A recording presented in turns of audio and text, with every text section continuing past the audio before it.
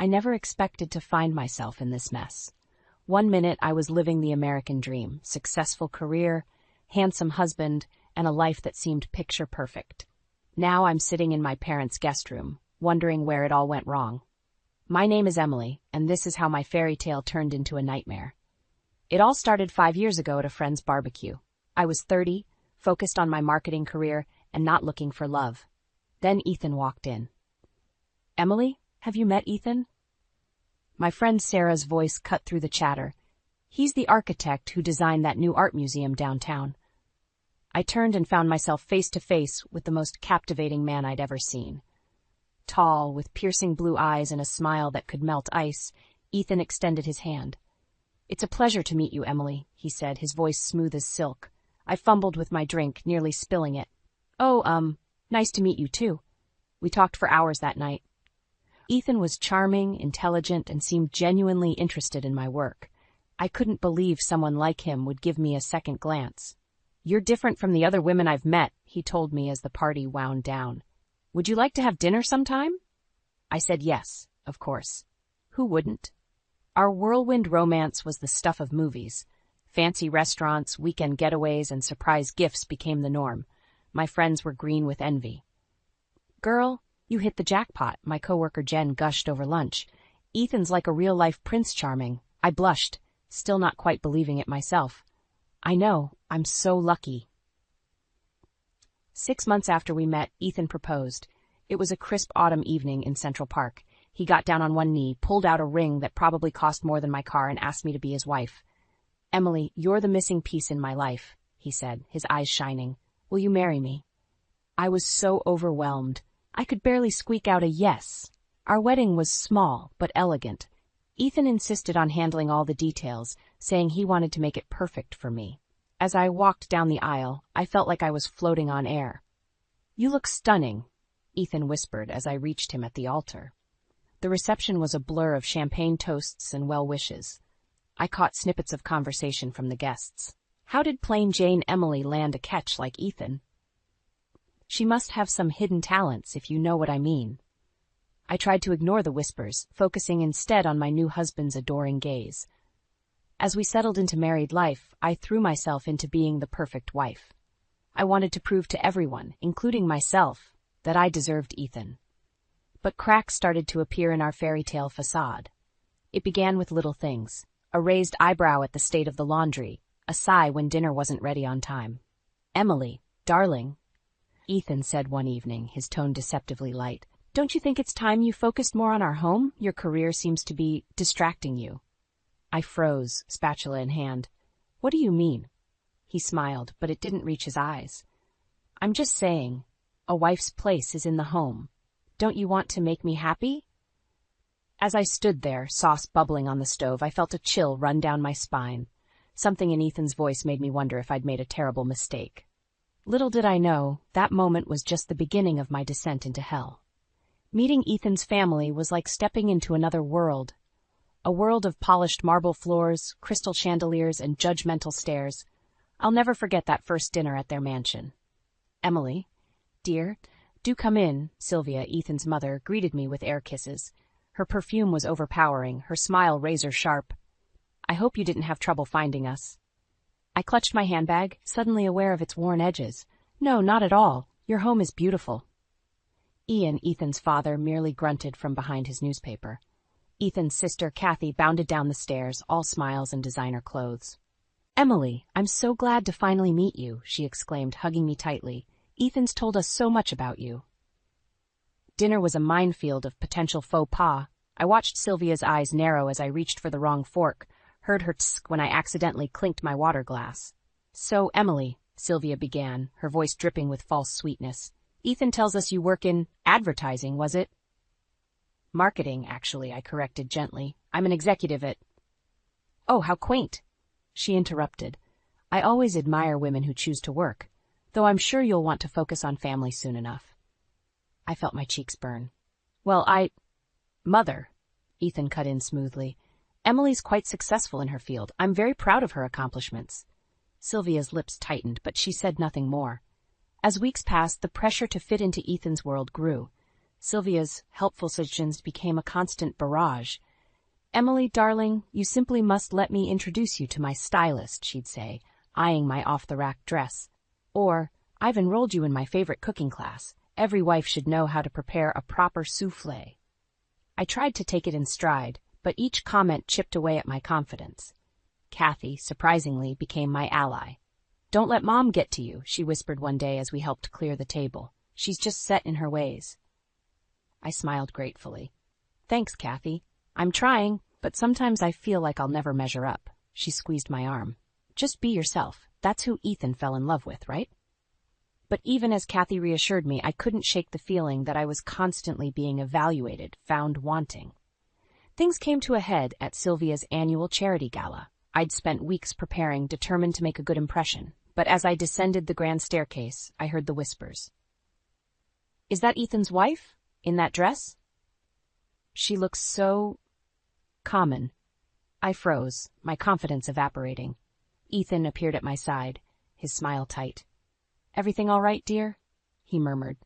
I nodded, not trusting my voice. As we made our rounds, I felt Sylvia's disapproving gaze following me. Later, as I fumbled through small talk with Ethan's business associates, I overheard Sylvia speaking to a friend. "Yes, Emily's nice enough, but between you and me, I had hoped Ethan would choose someone more suitable for our circle." My heart sank.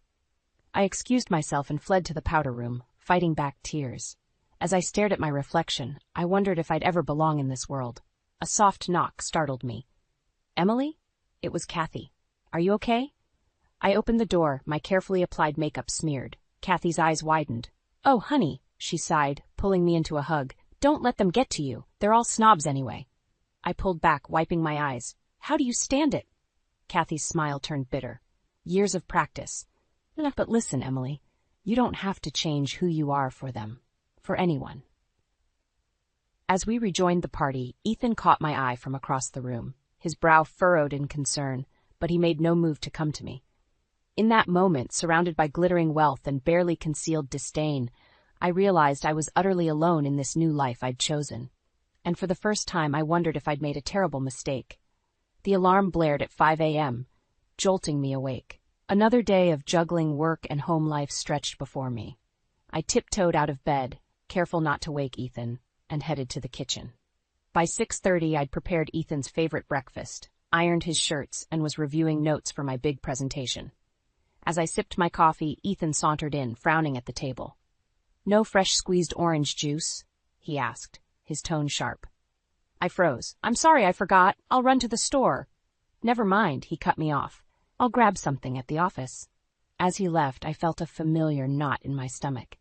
When had I become so afraid of disappointing him? At work, I threw myself into my presentation, pushing aside my morning's troubles. Just as I was wrapping up, my phone buzzed. "Ethan. Emily, we need to talk. Come home early." My heart raced as I drove home, imagining worst-case scenarios. Had I forgotten an important event? Was Ethan sick? I found him in the living room, pacing. "Sit down," he said, his voice unnervingly calm. "What's wrong?" I asked, perching on the edge of the sofa. Ethan took a deep breath. "I think it's time you quit your job." The words hit me like a physical blow. "What? But why?" "Our home life is suffering, Emily. The house is a mess. Meals are rushed. And frankly, I'm tired of eating takeout when my wife should be cooking." I stared at him, stunned. "But my career, I've worked so hard. Don't you think our marriage is more important?" Ethan's eyes narrowed. "Or are you saying you care more about your job than me?" "No, of course not," I stammered. "But can't we find a balance? Maybe hire some help?" Ethan scoffed. "And admit we can't manage our own home? What would people think?" As we argued, I felt my dreams slipping away. Finally, exhausted, I agreed to think about it.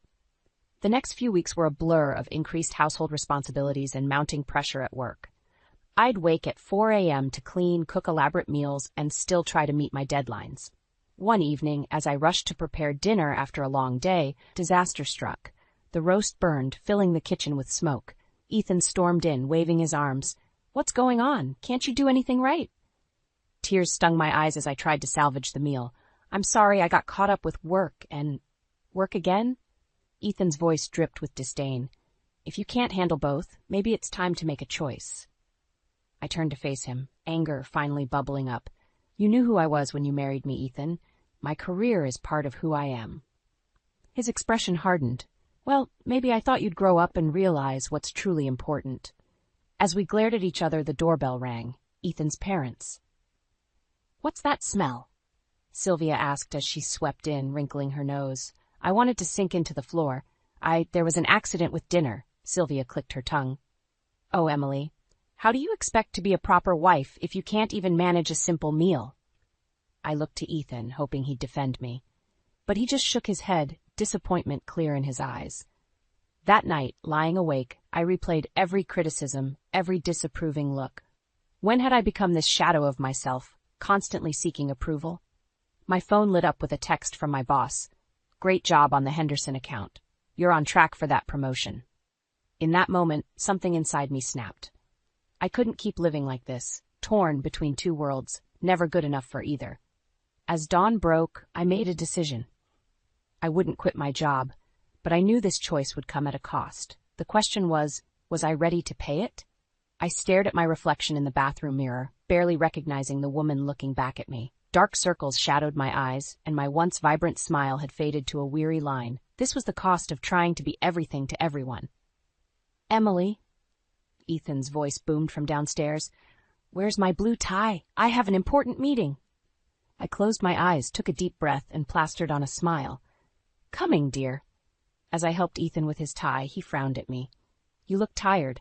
Are you still working on that project? I thought we agreed you'd cut back your hours. I'm fine, I lied. Just didn't sleep well. Ethan's eyes narrowed. Make sure you're home early today. My parents are coming for dinner. My stomach dropped. But I have a presentation. Figure it out, he snapped.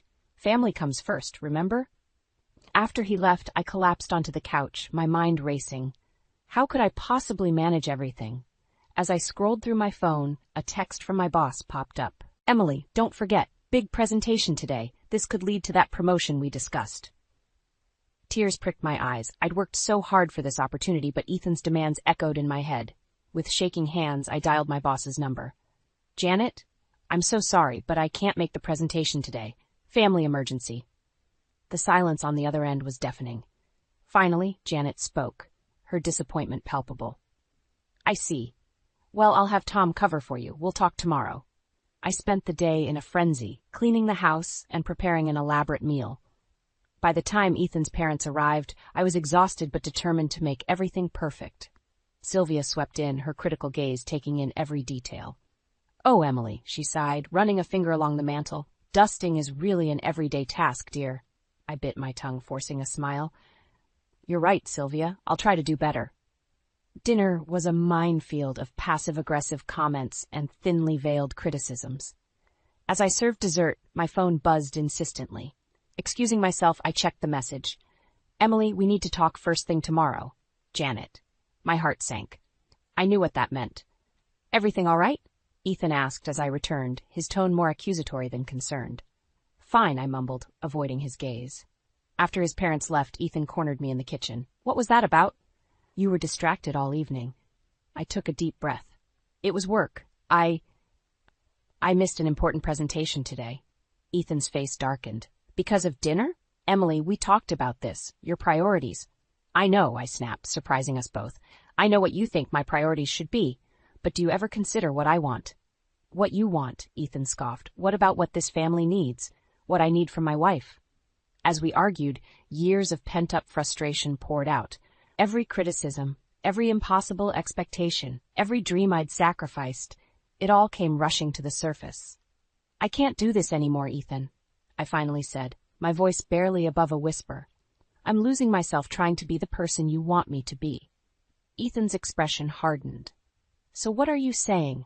That our marriage, our life together, isn't enough for you? I looked at him, really looked at him, and for the first time, I saw not the charming man I'd fallen in love with, but a stranger who seemed to take pleasure in my struggle. I'm saying I need to make a change, I replied, my voice stronger now. For my own sanity. Ethan laughed coldly. Good luck with that. You'd be nothing without me, Emily. Remember that. As he stormed out, leaving me alone in the kitchen, I felt something shift inside me. Fear, yes, but also a glimmer of something I hadn't felt in years. Hope. Tomorrow, I decided, things would be different. I just had to find the courage to make it happen. The day after my argument with Ethan, I found myself at Sylvia's door, a basket of muffins in hand. It was her birthday, and despite everything, I was determined to make an effort. As I rang the doorbell, I steeled myself for the inevitable criticism. Sylvia opened the door, her perfectly coiffed hair and immaculate outfit making me feel frumpy in comparison. "Emily, dear," she said, her smile not quite reaching her eyes. "How thoughtful of you to drop by." I followed her into the pristine living room, where she immediately began fussing with the curtains. "I hope these muffins aren't store-bought," she said, eyeing the basket suspiciously. "No, I baked them myself this morning," I replied, trying to keep the defensiveness out of my voice. Sylvia raised an eyebrow. "Well, I suppose that's something.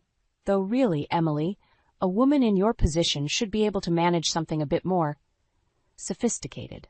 I bit my tongue, reminding myself why I was here. "Sylvia, I was hoping we could talk. About Ethan, about our family." "Oh, yes," Sylvia interrupted, her tone sharpening. "Ethan called me last night. He was quite upset about your little outburst." My heart sank. Of course he had called his mother. "It wasn't an outburst," I said quietly. "I was just trying to express how I feel." Sylvia's laugh was like ice. "Feelings? My dear, marriage isn't about feelings. It's about duty, about maintaining appearances, something you seem to struggle with." As she continued to lecture me on the proper role of a wife, I felt a familiar sense of inadequacy creeping in. But then I remembered Ethan's cold words from the night before, and something inside me snapped. "Enough," I said, my voice stronger than I expected. "I didn't come here for a lecture, Sylvia. I came to try and understand, to find some common ground, but I see now that's impossible." Sylvia's eyes widened in shock. "Well, No, you never have," I continued, years of pent-up frustration pouring out. "You've never tried to understand me, to see me as anything more than an accessory for your son. But I'm a person, Sylvia, with dreams, with ambitions, and I'm done apologizing for that." As I spoke, I saw something flicker in Sylvia's eyes. Was it recognition, respect? But it was quickly replaced by her usual cold disdain. "If that's how you feel," she said icily, "perhaps it's time you reconsidered your place in this family." Her words hit me like a physical blow. "My place?" I repeated, stunned. "Yes, your place," Sylvia continued, her voice dripping with condescension. "Ethan comes from a long line of successful, respected individuals. We have standards to maintain. If you can't meet those standards, well..." She let the implication hang in the air. As I stared at her, I suddenly saw Ethan's behavior in a new light. The constant criticism, the impossible expectations, it all stemmed from here, from this woman who valued appearance over everything else. "You're right," I said, standing up. "I should reconsider my place, but not in the way you think." I walked to the door, pausing with my hand on the knob. "Thank you, Sylvia," I said, meeting her surprised gaze. "You've made things very clear." As I drove home, my mind raced. I thought about Ethan, about the life we'd built, about the woman I used to be, and I realized that somewhere along the way, I'd lost myself trying to fit into their world. Pulling into our driveway, I made a decision. It was time to reclaim my life, my identity. But I knew it wouldn't be easy. Ethan wouldn't let me go without a fight, and I had no illusions about the battles ahead. Taking a deep breath, I walked into the house, ready to face whatever came next. Because for the first time in years, I felt like myself again, and that was worth fighting for. The day Jess was born was the happiest of my life. As I held her tiny form in my arms, I felt a surge of love and protectiveness I'd never experienced before. Looking into her innocent eyes, I made a silent promise. I would shield her from the toxicity that had become my daily life. "She's perfect," I whispered, tears streaming down my face. Ethan stood beside the hospital bed, his expression unreadable. "Let's hope she grows up to be a proper lady," he said, his tone oddly detached. I pushed aside the chill his words sent through me, focusing instead on Jess's tiny fingers wrapped around mine. She was my lifeline, my reason to keep going. As the months passed, I threw myself into motherhood with a passion that surprised even me. Every milestone, her first smile, her first steps, her first word, filled me with joy. For a while, it seemed like Jess's presence had softened Ethan. He doted on her, proudly showing off pictures to his colleagues. But as Jess grew older, I noticed a shift in Ethan's behavior. his critical nature, which had been somewhat subdued, began to resurface. The day Jess started kindergarten, I helped her get ready, my heart swelling with pride as she twirled in her new dress.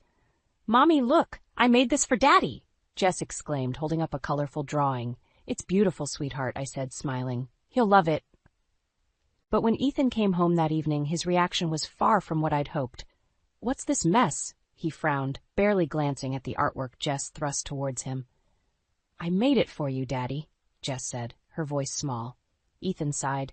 "Jess, if you're going to draw, at least try to stay inside the lines. This looks sloppy." I watched as Jess's face crumpled, my own heart breaking. "Ethan," I hissed, "she worked hard on that. She's only 5. He shot me a warning look. "We can't coddle her, Emily. She needs to learn to do things properly." That night, as I tucked Jess into bed, she looked up at me with tear-filled eyes. "Mommy, why doesn't Daddy like my drawing?" I swallowed hard, fighting back my own tears. "Oh, sweetie, Daddy does like it. He just has a funny way of showing it sometimes." But as the weeks went by, Ethan's criticism of Jess became more frequent and harsh. Her artwork was never good enough, her grades could always be better, even her laugh was too loud. One afternoon, I picked Jess up from school to find her unusually quiet. "What's wrong, honey?" I asked, glancing at her in the rearview mirror. She hesitated before speaking. "Mrs. Thompson asked us to draw our families today." "That sounds nice," I said, trying to keep my voice light. "Did you have fun?" Jess shook her head, her lower lip trembling. I didn't want to draw Daddy. Is that bad?" Her words hit me like a physical blow. I pulled the car over, my hands shaking on the steering wheel. Turning to face Jess, I saw the fear and confusion in her eyes, the same look I'd seen in my own reflection countless times. In that moment, everything crystallized. I thought about the years of emotional manipulation I'd endured, the constant criticism, the slow erosion of my self-worth. And now, watching it happen to my daughter, something inside me snapped. "No, sweetheart," I said, my voice stronger than I'd heard it in years. "It's not bad at all. In fact, I think it's time we made some changes." As we drove home, my mind raced. I knew what I had to do, but the thought terrified me. Leaving Ethan wouldn't be easy. He wouldn't let us go without a fight, and his family's influence was far-reaching. But looking at Jess in the mirror, seeing the spark that was slowly being extinguished, I knew I had no choice. For her sake, and for my own, I had to find the courage to break free. That night, as Ethan launched into another tirade about Jess's shortcomings, I felt something shift inside me. Enough was enough. Tomorrow, I decided, we would leave. I just prayed I'd have the strength to see it through. The morning I decided to leave Ethan dawned bright and clear, a stark contrast to the turmoil raging inside me. I'd spent the night packing essentials for Jess and me, my heart pounding with every creak of the floorboards.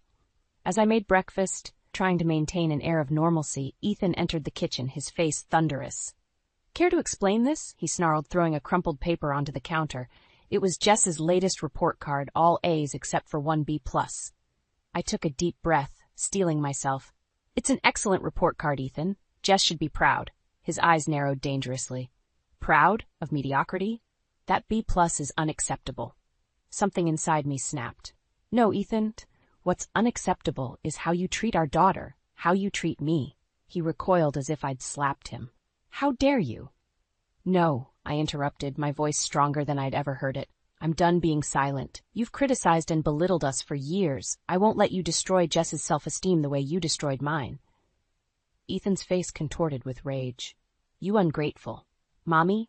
Jess's small voice cut through the tension. She stood in the doorway, a hurried, clutching her favorite stuffed animal, eyes wide with fear. In that moment, seeing the terror on my daughter's face, I knew there was no turning back. "Get your backpack, sweetie," I said, my voice surprisingly calm. "We're going on a little trip." Ethan lunged forward, grabbing my arm. "You're not going anywhere with my daughter." I wrenched free, adrenaline coursing through me. "Watch me." The next few minutes were a blur of action.